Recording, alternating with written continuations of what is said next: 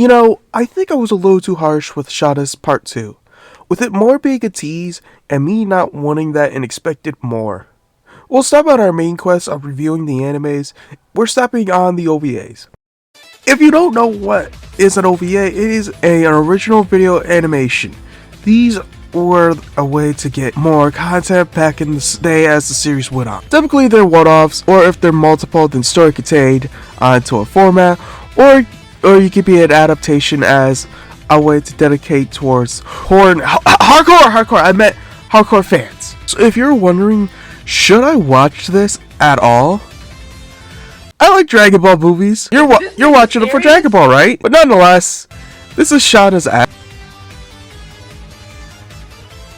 It starts with them appearing to be in a heated mind, as it's everyone is feeling the heat wave. But when Yuji finds a telescope, they swap bodies. Alistair tells them that they found the reshuffle. Oh, that does what happened. Lewd humor curses about this, but let's just say this, that Shada is very protective, because who wouldn't be? But it's giving foreshadow that if the flame haze is known to be in a big problem, and it figured out that bad things can happen.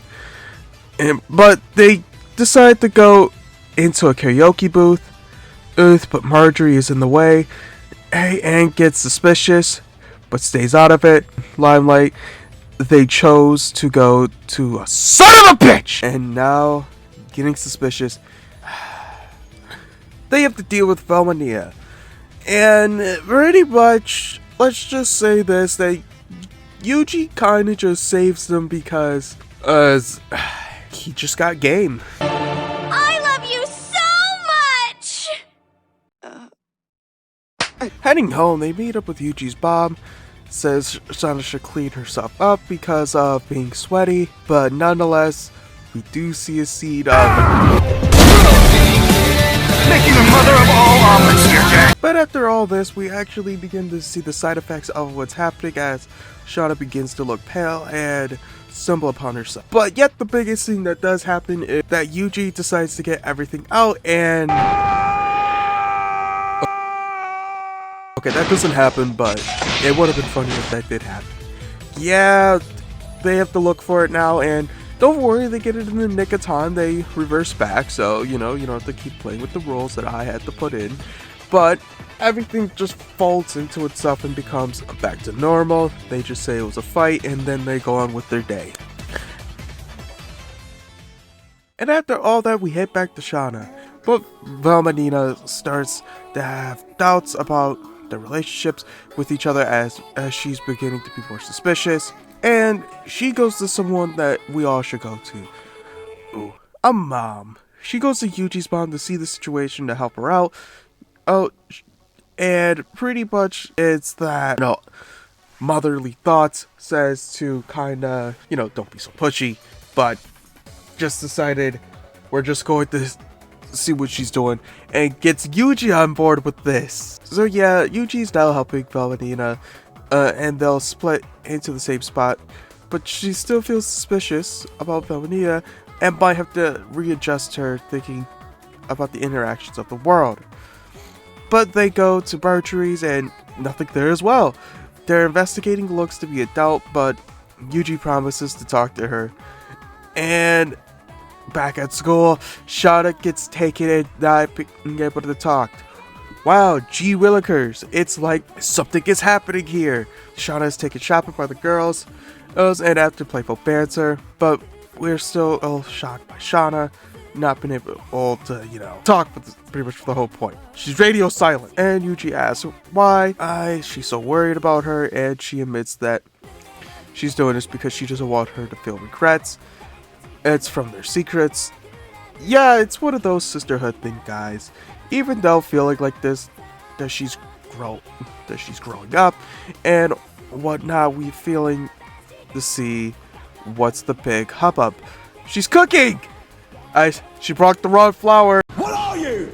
An idiot sandwich. Idiot sandwich what? An idiot sandwich, Chef Ramsay. Nonetheless, things revolving around Ita talking about what went down, and it's just a big nothing burger to just by time. Quit stalling with it! As that goes down, they head back to see what's going on, and they made dinner for Velvanina. And Shana got help from Miss Trad Kazumi. Nonetheless, that they make Velvanina build chemistry with Yuji because, they are such a sore throat towards each other that they try to figure a way. Hey, and how does it taste? It's delicious. Delicious! This episode ending showing why today was so important. Today was the first meeting that they had with each other. Oh, that's cute. Now that I like. We start with Shana tracing this person that is a torch, and we get flashbacks about this girl named Joko. Oh, and Joko's soul is pretty much captured, as Shana is going to be played as her. But pretty much for the short being, we see what happened to her, and then the investigation goes further into who took her soul, and they find the person that has American citizenship to be the main suspect because this person has just reappeared after 10 years. With the news anchor saying that he doesn't know how he got there, we're kind of in the fog of war things. We don't know what's happening, but yet we know that the big suspicious is why was it only her soul captured. She decides to look further into this as the suspects on how many tortures there are, and for sake of the investigation, she's now out participating with humans. Ew. With all those things that we learned about the situation, and the girl was with the parents' disapproval of Hamaguchi. Well, I wouldn't really say disapproval. I would have said more of looking for the safety of her, because when we get there, we will get there. With it following day, Shana's investigating at the school and Hamaguchi. It's found out what happened on Hamaguchi's point of view, as she does the most autistic thing and just throws it out there. And no, I'm not being mean. It be what it be. And skips class to learn. We learn what they were doing, and it was what they were doing at the park, but Shana makes the point of the investigation and figures that she becomes a torch 3 days ago. But that'll be tomorrow's task. As of now, that we're figuring what was the situation with the mom, and the love for her daughter, and yet we have flashbacks around what happened and how much Juko loves her mom. But the big schism of the situation, Shana learns about Joko more and more and realizes that she's more of a carefree person and that she has to adapt to those, and that makes her mother smiles. Okay, who's cutting onions? But the investigation continues.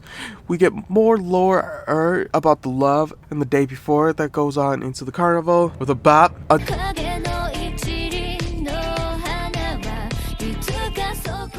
Until the kiss in front of her mom and the argument that happened to the following time. Shana figures out the pieces and learn what happened to the guy with the suspicious man with the camera must have been the denizen. As they figure it out, they question why his soul wasn't captured as well.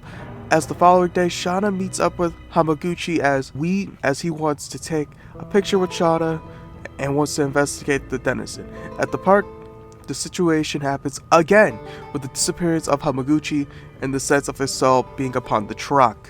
Someone that would be getting onto a rushing down truck, she somehow gets in and it's sucked and seal and meets Yukobot, aka the photographer, as he wanted to collect pictures of young men to create the perfect form.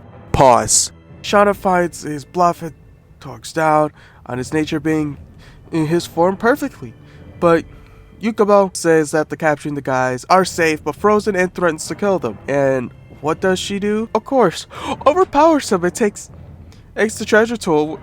Oh wait, the truck. Yeah, the truck crashes and EMT's here to help up with seeing everyone that was in those photos. For one last time, Hamaguchi gets to see Juko before she becomes an afterthought in his mind.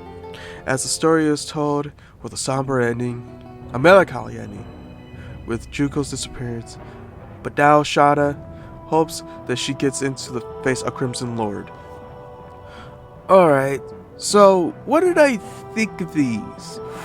well, enjoyed these short stories, or I would technically just call them one-offs, because, you know, they're the same length of a regular episode, just a little bit longer.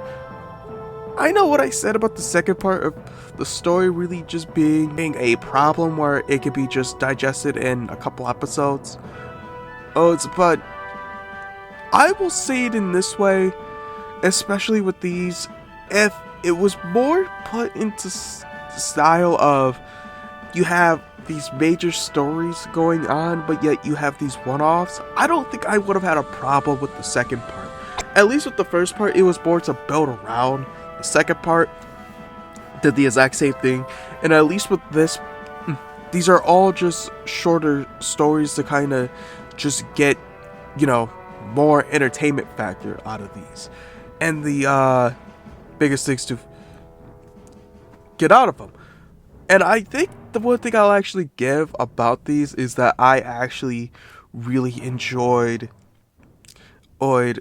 how different these all were. And I will give all its flowers. We get to understand what more about the treasure and what the implications could be if someone found out. And the impact that it can have.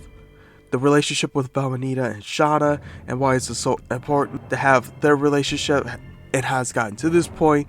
You can also put that with Yuji, call it what you want, and how bleak the job of a flame dancer can be, especially when it comes to love and newly loves. Yeah, this makes me depressed.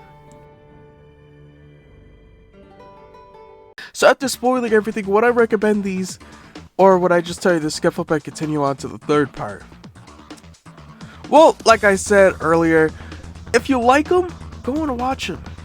But personally, I'm kind of conflicted in the way of headcanon, because the first two can definitely be could be before the second part, and the third one could be kind of considered like an episode 0 in some way, but what do I know?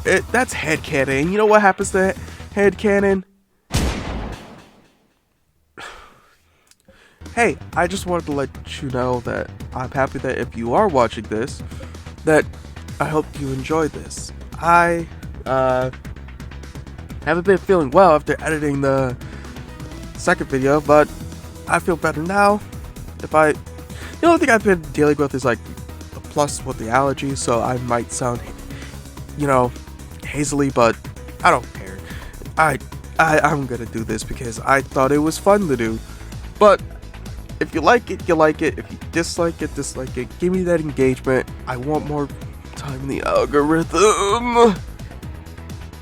If you enjoyed this, I sure hope that you watch the other two, and I hope you enjoy those. With that, we thank you. Bye bye.